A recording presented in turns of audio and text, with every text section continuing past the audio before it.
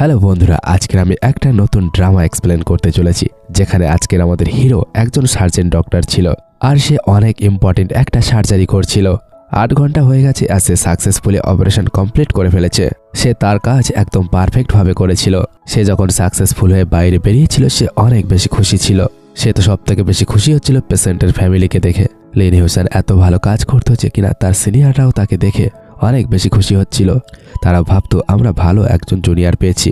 আসলে তার স্বপ্নই ছিল সার্জারি করা আর ভালো ডক্টর হওয়া, যা কিনা সে অ্যাচিভ করে নিয়েছিল।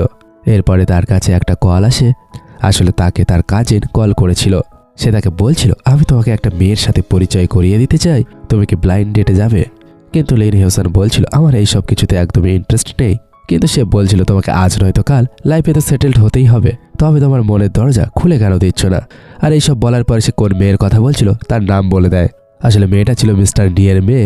মিস্টার নিয়ের নাম শোনা মাত্র তো লিন হিউসানের এক্সপ্রেশন বদলে যায়। আসলে ওই মেয়েটাই আমাদের নায়িকা, যার নাম ছিল সি গুয়াং।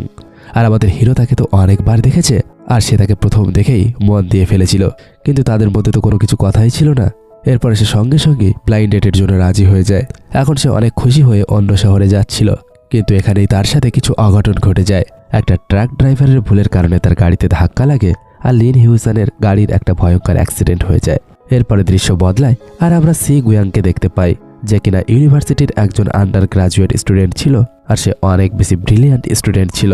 আর এর সাথে আমরা জানতে পারি সে এখন বেশিরভাগ সময় তার আঙ্কেলের ঘরে থাকে, কারণ তার ইউনিভার্সিটি তার আঙ্কেলের ঘরের খুব কাছাকাছি ছিল। এখানে তার একজন কাজিন ছিল যে কিনা তার ছোট ভাইয়ের মতো বিহেভ করত। এমনিতেও তার তো ব্লাইন্ড ডেটে যাওয়ার ছিল, কিন্তু সি গুয়াংকে দেখে মনে হচ্ছিল সে এই বিষয়ে কোনো কিছুই জানে না। এরপরে তার কাজিন বলছিল, আজকাল আমি একটা নতুন টিউশন রেখেছি আর ওই নতুন টিচার তোমার স্কুল থেকে। এরপরে সে যখন নতুন টিউটারের জন্য দরজা খোলে আমরা জানতে পারি সে আসলে জোয়াংসু ছিল। জোয়াংসু যে কিনা ইউনিভার্সিটি লাইফে তার ক্রাশ ছিল, তার বিজনেস স্কুলের টপ স্টুডেন্ট ছিল। যাই হোক, এইভাবে 1 বছর সময় কেটে গিয়েছিল আর এই বছর সে গ্রাজুয়েট হতে চলেছিল তার ফ্রেন্ডসদের সাথে। সি গুয়াং তার হোম টাউনে ছুটি কাটানোর পরে এখন ফিরে আসছিল আর তার রুমমেট তাকে পিক করার জন্য হস্টেলের বাইরেই দাঁড়িয়েছিল, কারণ সে যে সবার জন্য চিকেন আনছিল। কিন্তু এর সাথেই সে জানতে পারে তারা শুধুমাত্র এখানে তার চিকেনের জন্য আসেনি। আসলে জোয়াংশু তাদের সবাইকে একটা পার্টি দিচ্ছে, সেই কারণে তারা সবাই সেখানে একত্রিত হয়ে দাঁড়িয়ে আছে। এখন তো তার কাছে হোস্টেলে জিনিস রাখার মতো সময় ছিল না। তাদের সবারই এখন রেস্টুরেন্ট যাওয়ার ছিল, কারণ প্ল্যান অনুযায়ী যদি জিয়াংশু একটা ভালো জব পায় সে তাদের সবাইকে ট্রিট দেবে। আর সে গ্র্যাজুয়েশনের আগেই একটা ভালো জব পেয়ে গিয়েছিল আর তাকে অনেক বেশি স্যালারি দিতে চলেছিল। যাই হোক, এখানে তো সি গুয়াং বসে বসে অনেক বেশি অকওয়ার্ড ফিল করছিল, কিন্তু তবুও তার ফ্রেন্ডদের সাথে হ্যাং আউট করা অনেক বেশি পছন্দ ছিল। শুধুমাত্র এতটাই নয়, তার 2 জন রুমমেট ছিল যারা গুয়াংসুর 2 ফ্রেন্ডের গার্লফ্রেন্ড ছিল, আর এইভাবেই তাদের মধ্যে আসা যাওয়া আর রিলেশন হতো। যাই হোক, এখানে সমস্ত লোকেরা তাদের ফিউচারের কথা আলোচনা করছিল, আসলে কে কোথায় জব করবে। তারা সিভিল সার্ভিসের এক্সাম দেওয়ারও প্ল্যানিং করছিল। আর সি গুয়াংয়ের তো এক জায়গায় জব করার ছিল, আর এই জবটা সে তার ড্যাডের লিঙ্ক থাকার কারণেই পাচ্ছিল। তার বাবা তো একজন অনেক ভালো সাকসেসফুল বিজনেসম্যান ছিল।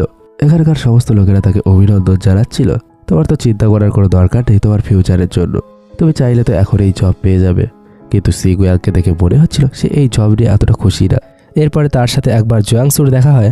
সে তাকে বলছিল, তুমি যদি এই চাকুরি নিয়ে খুশি না থাকো তবে ফ্যামিলির ভরসা না করে নিজের চেষ্টায় কিছু করার চেষ্টা করো, আর তুমি দেখিয়ে দাও তুমি নিজে থেকেই কোনো চাকুরি পেতে পারো। আর এখানেই আমরা জানতে পারি তাদের ফ্রেন্ডসদের একটা রুমমেট ছিল যার নাম ছিল রং, আর তার অনেক বেশি বন্ধুত্ব ছিল জোয়াংসুর সাথে। তারা 2 জন ছোটবেলার বন্ধু ছিল আর তারা প্রতিবেশীও ছিল। তাই তো সমস্ত লোকেরা মনে করতো হয়তো ফিউচারে সে তার গার্লফ্রেন্ড হতে পারে, কিন্তু এখনও পর্যন্ত তারা একে অপরকে বা অন্য কারোর সামনে কোনো কিছু বলেনি। যাই হোক, এখন পার্টি শেষ হওয়ার পরে সি গুয়াং তার আঙ্কেলের ঘরে চলে যায়। তত সময় তার কাছে তার কাজিনের কল আসে যে কিনা তাকে পিএসপি চাইছিল। এরপর সে হোস্টেলে চলে যায় আর সেখানে গিয়ে তার জিনিসপত্র ওঠাচ্ছিল। তত সময় তার ফ্রেন্ড সেখানে চলে আসে। তারা জানতো না রুমের মধ্যে সি গুয়াং আছে। সে এখন রংকে বলতে শুরু করেছিল, তুমি আর জিয়াংশু তোমাদের রিলেশনশিপ অফিসিয়ালি অ্যানাউন্স করে কেন দিচ্ছ না? আর তোমরা তো আগে থেকে এই কথাটা বলে দিতে পারতে তোমরা 2 জন একে অপরকে পছন্দ করো, তবে হয়তো আমাদের সি গুয়াং এতটা এমপ্রেস হতো না। সি গুয়াংকে কেন লজ্জায় পড়তে হয়েছিল সেটা আমরা পরে জানতে পারবো। কিন্তু এমন কিছু শোনার পরে সি গুয়াংয়ের মুড খুব খারাপ হয়ে যায় আর তার পুরানো দিনগুলো মনে পড়ে। তার তো জোয়াংসুর উপর প্রথম দিন থেকেই ক্রাশ ছিল আর পুরো ডিপার্টমেন্টই এই বিষয়টাই জানতো। এর সাথে তার কাজিনও জানতো সে তার টিউটারকে পছন্দ করে। এমনিতেও জোয়াংসু একজন মডেল স্টুডেন্ট ছিল, এমনকি সে অ্যাওয়ার্ডও জিতেছিল। হ্যান্ডসাম হওয়ার সাথে সাথে সে মেয়েদের মধ্যেও অনেক বেশি পপুলার ছিল। এখন সি গুয়াং ওই সমস্ত কিছু ভোলার চেষ্টা করছিল। এরপর সে তার আন্টি আর আঙ্কেলের সাথে বসে ডিনার করছিল। এখানে তার আন্টি তার মমের সাইড নিচ্ছিল আর সে বলছিল তোমার বাবা মিস্টার নি অনেক নিচু মনের মানুষ, তোমার মা তাকে ভালোবেসে বিয়ে করলো যখন তার কাছে কোনো কিছুই ছিল না, আর এখন যখন সে এত বেশি সাকসেসফুল হয়ে গিয়েছে সে জীবনের এমন একটা পর্যায়ে এসে তোমার মাকে ছেড়ে দিয়েছে, তাকে ডিভোর্স দিয়ে দিয়েছে। এমনভাবে সে তার বাবার নামে অনেক বেশি খারাপ খারাপ কথা বলছিল। আঙ্কেল তো অনেক বুঝিয়ে সুঝিয়ে তাকে শান্ত করায়। আর সে বলছিল যাই হোক না কেন তার কাছে মম ড্যাড দুজনেই ইম্পর্টেন্ট। আর এমনিতেও মিস্টার নি তার মেয়েকে অনেক বেশি ভালোবাসে, সে তার মেয়েকে অনেক বেশি ভালোবাসে, তাই তার বাবার বিরুদ্ধে এত কিছু বলো না। যাই হোক এখন সমস্ত বন্ধুরা প্ল্যান করছিল তারা জব ফেয়ারের জন্য যাবে আর সেখানে গিয়ে নিজেদের রেজিউমে জমা দেবে, আর এরপর থেকে জবের জন্য ইন্টারভিউ দিতে থাকবে। বেচারি সি গুয়াংয়ের বারবার সেই কথাগুলোই মনে পড়ছিল, যে কথাগুলো জুয়াংসু তাকে বলেছিল, তুমি নিজের ক্ষমতায় কিছু একটা করতে পারো, নিজেকে একবার তো প্রমাণ করার চেষ্টা করো। শেষ পর্যন্ত সেও সিদ্ধান্ত নিয়ে নেয়, সেও সেই জব ফেয়ারে যাবে। সেই দিন সব বন্ধুরা একসাথে রেডি হচ্ছিল, বাস ভর্তি হয়ে সেখানে যাওয়ার জন্য বেরিয়ে পড়েছিল। তারা জানতে পেরেছিল সেখানে ছেলেরাও পৌঁছে গিয়েছে। সি গুয়াং তো জানতো না জুয়াংসুও সেখানে আসবে, কারণ সে তো আগে থেকেই জব পেয়ে গিয়েছিল। আসলে সে তার বন্ধুদের সাথ দেওয়ার জন্য সেখানে এসেছিল। সেখানে অনেক বেশি ভিড় ছিল, তারা এদিক ওদিক বিভিন্ন স্টলে যাচ্ছিল যেখানে কোম্পানির লোকেরা তাদের লোক বসিয়ে রেখেছিল। সেই কোম্পানির জন্য যারা যারা যোগ্য তারা তাদের সিভিগুলো অ্যাকসেপ্ট করছিল। এইভাবে তারা বিভিন্ন জায়গায় ছড়িয়ে পড়েছিল। ওদিকে রঙের সাথে জুয়াংসু দাঁড়িয়েছিল। সে বলছিল এই কোম্পানি, এখানে আমি জব করতে চাই, আমি এটাই আশা রাখবো যে আমার কোনো বন্ধু না এখানে সিভি জমা দেয়, না হলে আমার সাথে তার কম্পিটিশন শুরু হয়ে যাবে। ফাইনালি সেখান থেকে সমস্ত লোকেরা বাইরে বেরিয়ে এসেছিল। সি গুয়াং শেষ পর্যন্ত বাইরে আসে আর সে বলছিল আমি ওই কোম্পানিতে আমার সিভি জমা দিতে চাই, কিন্তু টাইম আপ হয়ে গিয়েছে। সেটা সেই কোম্পানি ছিল যেটাতে রং তার সিভি জমা দিয়েছিল। জুয়াংসু তাকে বলছিল তুমি যদি সত্যি সত্যি তোমার সিভি এখানে জমা দিতে চাও তবে আমি তোমাকে সাহায্য করতে পারি। এখানে একজন রিপ্রেজেন্টেটিভ আছে যে কিনা আমার সিনিয়র, আমি তাকে গিয়ে বলছি। এই বিষয়টা দেখে রঙের তো অনেক বেশি খারাপ লাগে, কিন্তু জুয়াংসু ভেতরে চলে যায় আর তার সিভি সাবমিট করতে থাকে। এখানে এসে যখনই সে তার নাম বলছিল তখনই পাশে দাঁড়িয়ে থাকা লিন হিউসান তার তো লোম খাড়া হয়ে যায়। সি গুয়ানের নাম শোনা মাত্র সে দৌড়াতে দৌড়াতে সেখানে আসে আর তার সিভিটা নিয়ে নেয়। আর তার ফটো দেখে তাকে চিনতে পেরেছিল, এ তো সেই মেয়েটা যে কিনা আমার ক্লাস ছিল। অ্যাকচুয়ালি অ্যাক্সিডেন্ট হওয়ার পরে সে মেডিকেল ফিল্ড আর কন্টিনিউ করতে পারেনি, তাই তো এখন সে বিজনেস করছিল। এখন যখন সমস্ত ফ্রেন্ডরা সেখান থেকে বাইরে যাচ্ছিল তো রঙের খেয়াল আসে এই ভিড়ের মধ্যে তার ফোন কোথাও একটা হারিয়ে গিয়েছে। যাই হোক এখন হস্টেলে গিয়ে সবাই এই সমস্ত কিছু ডিসকাস করছিল এখন রঙের কাছে ইন্টারভিউর কল কিভাবে আসবে। তো পরে জানা যায় তার কাছে ইমেল আছে আর সে মোবাইল নাম্বারের সাথে সাথে তার হোস্টেলের নাম্বারও দিয়ে রেখেছিল। কিন্তু রং তো পুরো শক হয়ে যায় যখন সে জানতে পারে কোম্পানির তরফ থেকে সি গুয়াংয়ের কাছে কল চলে এসেছিল আর তাকে ইন্টারভিউর জন্য ডেকে নেওয়া হয়েছিল। এখন তো বেচারির অনেক বেশি খারাপ লাগছিল। আর তার কিছু স্টুপিড ফ্রেন্ড ছিল যারা কিনা তাকে বারবার বলছিল এখনো পর্যন্ত রঙের কাছে কল কেন আসেনি। লিন হিউসান সেই কোম্পানিতে এখন জিএম এর পোস্টে ছিল আর এখানে সে জানতে পেরেছিল মিস্টার নিয়ের মেয়ে এখানে ইন্টারভিউ দেওয়ার জন্য আসছে। মিস্টার নি অনেক বড় একটা নাম ছিল আর তার সিভিতে তার এই নামটা অনেক লোকেরাই নোটিস করে নিয়েছিল। অবশ্যই সে এই জবটা পেতে চলেছিল। এখন সে তার বন্ধুর সাথে বসে ইন্টারভিউর জন্য রেডি হচ্ছিল। তার ফ্রেন্ড ফ্যাং তাকে বলছিল তুমি যদি এই জবটা নাও পাও তবু তোমার কোনো যায় আসে না, কিন্তু সে বলছিল আমি নিজেকে প্রমাণ করতে চাই আর আমি আমার লিমিট চেক করতে চাই। এরপরে সে যখন ইন্টারভিউর জন্য যাচ্ছিল তখন সে জানতে পারে তার ড্যাডের নামের কারণে এখানে সবাই তাকে চিনে গিয়েছে আর তার জন্য এই ইন্টারভিউ অনেক বেশি সহজ হতে চলেছে। সেই সময় সেই কোম্পানিতে একটা হাই প্রোফাইল মিটিং চলছিল কোম্পানির ফিউচারের জন্য। তখনই লিন হিউসানকে যখনই তার রায় জানতে যাওয়া হয় তো সে খুব বুদ্ধিমত্তার সাথে উত্তর দেয় আর এমন কথা বলে যা শোনার পরে বাকি লোকেরা তো পুরোই অবাক হয়ে যায়। তার চিন্তাভাবনা তো অনেক দূর পর্যন্ত ছিল আর সে সেই সমস্ত কথাবার্তাগুলো পয়েন্ট আউট করছিল যা কিনা বাকি লোকেরা ধারণাও করতে পারে না। আর এই কারণে সে চেয়ারম্যানের নজরেও চলে এসেছিল। আর কিছু স্বার্থপর লোকেরাও ছিল বোর্ড অফ ডাইরেক্টরের মধ্যে, তাদের চোখে তো বিষয়টা চোখের বালির মতো লাগছিল আর তারা এটাই বলছিল একজন সার্জেন্ট হিসেবেই ঠিক ছিল। এখন এখানে এসে আমাদের সার্জারি করছে। সি গুয়াং যখন সেখান থেকে বাইরে যাচ্ছিল সামনে হুয়ায়া ব্যাংকের বিল্ডিংটাকে দেখতে পায়। অ্যাকচুয়ালি এটাই সেই হুয়ায়া ব্যাংক যেখানে কিনা জুয়াংসু কাজ করতে চলেছিল। এরপরে সি গুয়াং লাঞ্চের টাইমে সেখানে পৌঁছে যায়। ওর ফ্রেন্ডরা যখন ওকে জিজ্ঞাসা করছিল তো তারা জানতে পারে সে ইন্টারভিউ ক্লিয়ার করে ফেলেছে আর সে খুব তাড়াতাড়ি একটা অফার পেতে চলেছে। এইসব শোনার পরে তো রঙের বুকটা দেখার মতো ছিল আর সে তো অনেক বেশি জলস হচ্ছিল। রঙের তো এখনও পর্যন্ত ইন্টারভিউ কল আসেনি, তাই তো সে এই বিষয়ে কিউরিয়াস হয়ে জুয়াংসুর মায়ের কাছে পৌঁছে যায় আর তাকে বলতে থাকে আবার জুয়াংসুর থেকে একটু ফেভার চাই। সে ঘরে ফিরলে তাকে বলে তোমার যে সিনিয়র ওখানে কাজ করে তুমি তাকে একবার প্লিজ বলবে চেক করার জন্য আমার কাছে এখনও পর্যন্ত ইন্টারভিউ কল কেন আসেনি। আমি শুধুমাত্র এটা জানতে চাই যে আমি কোথায় ফেল করে গেলাম। আর এর সাথে এই দৃশ্য পরিবর্তন হয়। পরের দিন আমরা দেখতে পাই সি গুয়াংয়ের কাছে একটা মেসেজ এসেছিল তার সমস্ত বন্ধুরা এক জায়গায় হয়েছে আর তাকেও সেখানে ডাকা হয়েছিল। সে তো খুশি হয়ে দৌড়াতে দৌড়াতে সেখানে পৌঁছায়, কিন্তু সামনে গিয়ে দেখতে পায় সব কিছু বদলে গেছে। তারা সবাই খুব রেগে দাঁড়িয়েছিল আর গুয়াংসুও সেখানে দাঁড়িয়েছিল। রং তাকে বলছিল তোমার একটুও লজ্জা করলো না? তুমি আমাকে তোমার কম্পিটিশন ভাবতে? ইন্টারভিউর যে কলটা এসেছিল হোস্টেলে তুমি রিসিভ করেছিলে, কিন্তু তুমি আমাকে একবারও বলোনি। আমি বুঝতেও পারিনি যে তুমি এমনটা করতে পারো। সে তাকে অনেক খারাপ খারাপ কথা শোনায় আর তার সাথে অনেক খারাপ ব্যবহার করে। কিন্তু সামনে থেকে সি গুয়াং বলছিল তুমি আমাকে হয়তো ভুল বুঝছো, আমি কোনো কল অ্যাটেন্ড করিনি আর আমি তো এই বিষয়ে কোনো কিছু জানিও না। কিন্তু সে তো সমস্ত রিসার্চ করে এসেছিল, কিন্তু হোস্টেলে তো আর কেউ ছিল না ও ছাড়া। সমস্ত ফ্রেন্ডরা অন্য জায়গায় চলে গিয়েছিল, কেউ পার্টি করতে গিয়েছিল আর কেউ রিসার্চের জন্য বেরিয়ে গিয়েছিল। কিন্তু শুধুমাত্র সি গুয়াং ছিল যে কিনা সেই দিন হোস্টেলে ছিল। আর জয়াংসু নিজেই সব কিছুর খোঁজ নিয়েছিল আর সে নিজেই রেকর্ড বের করিয়েছিল। আর সে জানতে পেরেছিল 2:30 কল এসেছিল হোস্টেলে, কেউ একটা কল তুলেছিল আর সে এটাও বলেছিল সেই কথাটা রংকে জানিয়ে দেবে। কিন্তু এখানে সি গুয়াং বলছিল তাদের যাওয়ার কিছু সময় পরে সেও লাইব্রেরিতে চলে গিয়েছিল আর সে এই বিষয়ে কোনো কিছুই জানতো না।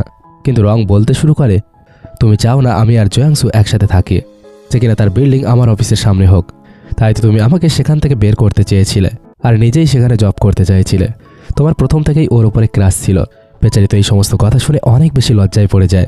সে বলছিল কিন্তু তার কোনো কথাই কেউ বিশ্বাস করছিল না। সে একটা কল করতে চেয়েছিল কিন্তু জয়াংসু তার থেকে ফোন ছিনিয়ে নিয়েছিল। এরপরে সে কান্না করতে করতে সেখান থেকে চলে গিয়েছিল। এর সাথে তার পুরোনো দিনের কথাগুলো মনে পড়ছিল। এই 4 বছর ইউনিভার্সিটিতে সে কিভাবে কাটিয়েছে। সে জয়াংসুকে দেখতো আর মনে মনে তাকে পছন্দ করত। সে এদিক ওদিক থেকে কনফার্ম করেছিল। সে রঙের সাথে গিয়ে একবার নিজেও কথা বলেছিল তোমার আর জয়াংসুর মধ্যে কি কিছু চলছে? সে জবাব দিয়েছিল না, তেমন কোনো কিছুই নেই। এরপর সে জয়াংসুর কাছে গিয়ে তাকে প্রপোজ করে দিয়েছিল, কিন্তু জয়াংসু তাকে বলেছিল আই এম সরি। তবুও বেচারি ততটা কষ্ট পায়নি। শুধুমাত্র সে বলেছিল আমি তোমাকে চাইতে থাকবো যদি কোনোদিন তোমার মন বদলে যায় তো। এরপর থেকে লোকেরা তার সম্পর্কে বিভিন্ন কথা বলতে শুরু করে, কারণ কিছু লোকেরা তাকে প্রপোজ করতে দেখে ফেলেছিল।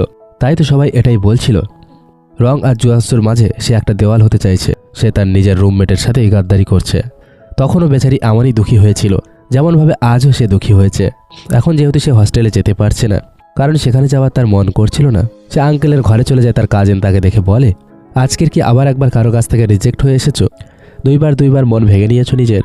এই কথা শোনা মাত্র তার মধ্যে জোশ ফিরে আসে। তাই তো সে পরের দিন নিজেকে ইনোসেন্ট প্রুভ করানোর জন্য অনেক বেশি প্রমাণ জোগাড় করছিল। এরপরে সে হস্টেলে পৌঁছায় তার নিজের কিছু জিনিসপত্র নেওয়ার জন্য, কিন্তু রং সেখানে চলে আসে আর তাকে অনেক বেশি অপমান করে আর তাকে বলে জয়াংসু আমার জন্য আবার একবার ইন্টারভিউ অ্যারেঞ্জ করিয়েছে আর এর সাথে আমাকে একটা মোবাইল ফোন গিফট করেছে। চলো আমি তোমাকে ক্ষমা করলাম যা কিছু হয়েছে। তো সি গুয়াং তাকে বলে এত ছোট্ট একটা গিফট নিয়ে শো অফ করার কোনো দরকার নেই। কিন্তু সে বলছিল গিফট কখনো ছোট বড় হয় না, এটা শুধুমাত্র ট্রু লাভকেই রিপ্রেজেন্ট করে। এর কিছু সময় পরে ফ্যাঙ্ক হোস্টেলে পৌঁছে যায়। সে তো অবাক হয়েছিল আর সে কোনো বিষয়ে কোনো কিছুই জানতো না, আপসেট হয়ে কেন বসে আছে। তখন একটা ফ্রেন্ড এসে বলে সি গুয়াং রঙের সাথে চিট করেছে, সে রংকে তার কল এসেছিল তবু জানায়নি আর এই কারণেই ইন্টারভিউ তার মিস হয়ে গেছে। তখনই সে বলে কে বলেছে ও কল অ্যাটেন্ড করেছিল? কল তো আমি অ্যাটেন্ড করেছিলাম। তার এই কথাটা শুনে সবাই জানতে পেরেছিল সি গুয়াং বেচারি ইনোসেন্ট ছিল। এরপরে ফ্যাঙ্ক সবাইকে খাবার জন্য এক জায়গায় ডাকে আর সমস্ত কিছু ক্লিয়ার করার জন্য কিছু ফ্রেন্ডদেরও ডেকেছিল আর একজন টিচারকেও ডেকেছিল। সেই দিন সে সবাইকে প্রুফ দেখায় সেই দিন হোস্টেলের মধ্যে সে একটা জিনিস ভুলে গিয়েছিল, তাই সে তার কার্ড নেওয়ার জন্য হোস্টেলে ফিরে গিয়েছিল। আর সেই টাইমেই সেখানে কল এসেছিল আর সেখানে কেউই ছিল না। আর সেই কল অ্যাটেন্ড করার পরেই সে ট্যাক্সি ধরেছিল। আর সে বলে সে রংকে এই কারণেই বলেনি, কারণ কোম্পানির লোক বলেছিল তাকে পার্সোনালভাবে আবার একবার কল করবে আর তারা তার সাথেই কথা বলবে। আর সেই দিন পরের থেকে তো সে আজকেরই ফিরেছে।